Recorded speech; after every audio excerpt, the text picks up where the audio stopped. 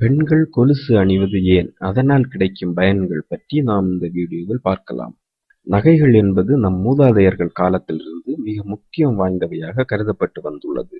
நமது கலாச்சாரத்தில் பெண்கள் சிறு வயது முதலே காலில் கொலுசு அணிவதும் திருமணத்திற்கு பிறகு காலில் மெட்டி அணிவதும் பொதுவாக இருந்து வருகிறது. ஆனால் இதற்கு பின்னணியில் ஆரோக்கியமும் பிரசவம் சார்ந்த அறிவியல் காரணங்களும் அதிகமாக இருக்கின்றன. என்னதான் பெரும் அந்தஸ்து மற்றும் வசதி படைத்தவராக இருந்தாலும் கூட கொலுசு மற்றும் மெட்டி வெள்ளியில்தான் அணிய வேண்டும் என்பது நமது சம்பிரதாயம். வெள்ளி பெண்களின் கால் நரம்பினை தீண்டும்படி இருப்பது அவர்களது காலில் இருந்து மூளைக்கு செல்லும் முக்கிய நரம்பை தூண்டுகிறது. இதனால் பெண்களுக்கு பல ஆரோக்கிய நன்மைகள் விளைகிறது. பாரம்பரிய நகைகள் அணிவது என்பது நம் பாரம்பரியத்தில் முக்கியம் வாய்ந்ததாக கருதப்படுகிறது. தங்கள் வெள்ளி நகைகள் அணிவதன் மூலம் நம் உடலில் உள்ள முக்கிய வர்ம புள்ளிகளை தூண்டிவிடப்பட்டு நம் உடலின் ஒவ்வொரு உறுப்புகளையும் பராமரிக்க உதவுகிறது என்று கூறப்படுகிறது. பொதுவாக எல்லா நகைகளையும் தங்கத்தில் அணியும் நாம் காலில் அணியும் நகைகளை வெள்ளியில் தான் அணிகிறோம்.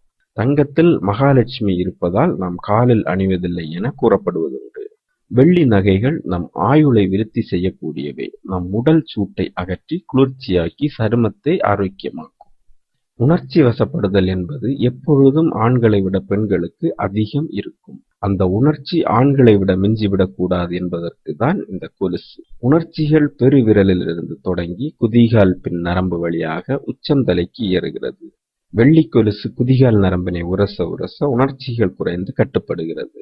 வெள்ளி கொலுசு குதிகால் நரம்பினை தொட்டு கொண்டிருப்பதால் குதிகால் பின் நரம்பின் வழியாக மூளைக்கு செல்லும் உணர்ச்சிகளை குறைத்து கட்டுப்படுத்துகிறது. மேலும் பெண்களின் இடுப்பு பகுதியை ஸ்திரப்படுத்தவும் கொலுசு பயன்படுகிறது. வெள்ளி கொலுசு அணிவதனால் அந்த நரம்பில் ஏற்படும் தூண்டுதல் பெண்களின் இடுப்பு பகுதியை உறுதியாக்குகிறது. இதன் காரணத்தினால்தான் பெண்கள் வெள்ளி கொலுசு அணிய வேண்டும் என்று கூறப்படுகிறது. மேலும் வீடியோக்களுக்கு சேனலை சப்ஸ்கிரைப் செய்யுங்கள்.